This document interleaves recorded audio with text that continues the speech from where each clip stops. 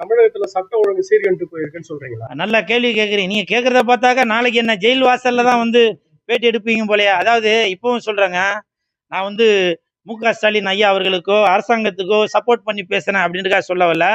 எல்லாமே அரசாங்கம் பார்க்க முடியாதுங்க.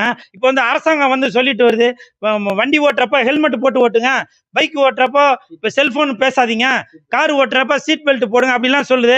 அது எல்லாமே நம்ம வந்து கேட்டுட்டு வரோமா? சொல்லுங்க. உடனே வந்து நம்ம கீழே விழுந்துட்டாக்கா, ஒரு பஸ் வந்து இடிச்சிட்டாக்க உடனே என்ன பண்ணோம்? மு.க. ஸ்டாலின் அவர்கள் சரியில்லை, முதலமைச்சர் சரியில்லை, அரசாங்கம் சரியில்லை அப்படின்னுவோம்.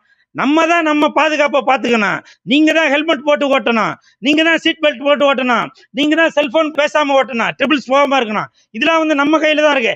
எதற்கெடுத்தாலும் அரசாங்கத்தை குறை சொல்லிட்டு இருந்தா என்ன அர்த்தம்?